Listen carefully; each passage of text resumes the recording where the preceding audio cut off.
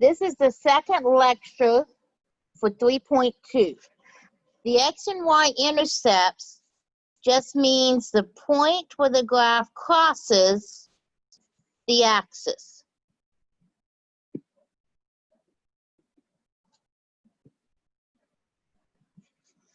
So it crosses the x-axis at the point 4, 0.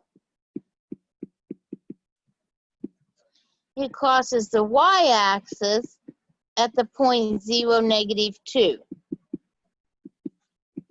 Pay attention in my math lab, and if it does not state to list as an ordered pair, you would just put the number. Okay? For this one, there is no y-intercept, and your x-intercept is -2, 0. Okay? So they want you to start graphing some of these equations by finding the intercepts.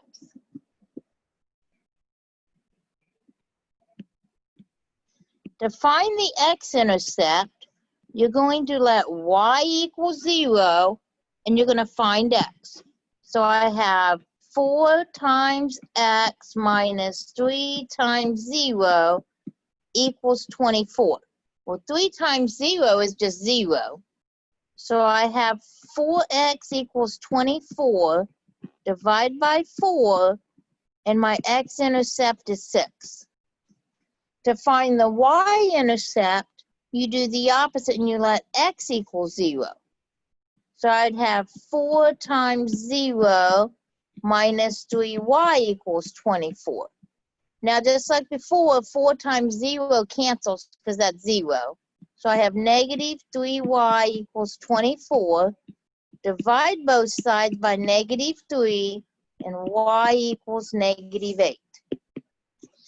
If you plot different points than the intercepts on the problem in my math lab that asks for the intercepts, it will count the problem wrong, even if your graph is the same. Okay? So 6, 0, and 0, 1, 2, 3, 4, 5, 6, 7, 8, -8. And there would be your line. Okay? Same thing.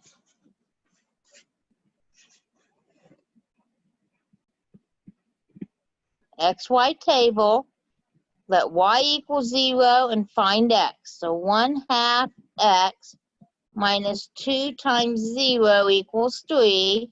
So 1/2 x equals 3. Take both sides times 2, and you get x equals 6. Okay, what if x is 0? So you have 1/2 times 0 minus 2y equals 3. So -2y equals 3. Divide by -2. So y is -3/2.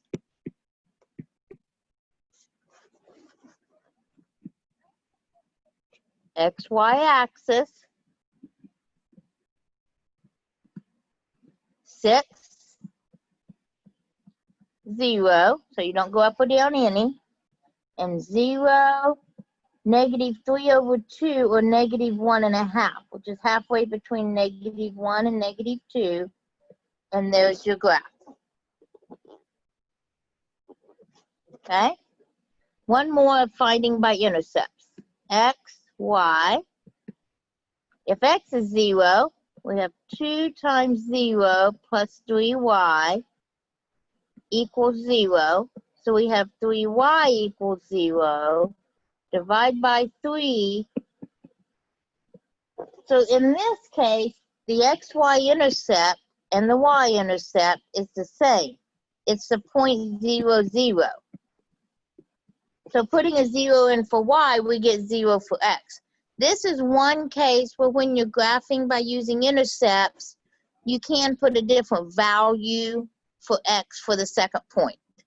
So 2 times 2 plus 3y equals 0. 4 plus 3y equals 0. Subtract your 4 from both sides. So 3y is negative 4. And then divide by 3 to get a negative 4/3. So at 2, I'm at negative 4/3, which is a little more than negative 1. And there would be your graph. Now we do have 2 special lines. When x equals a number, it is a vertical line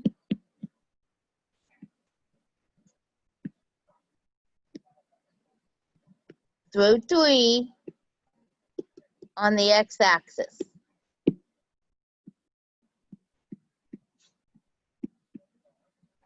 Here's 3.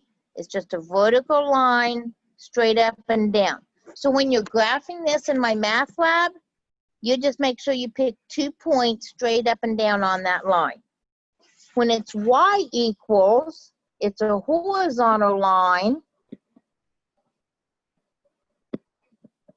through, in this case, negative 2 on the y-axis. So you'd go to negative 2 on the y-axis, and you just pick 2 points on that horizontal line. And that ends your lecture for 3.2.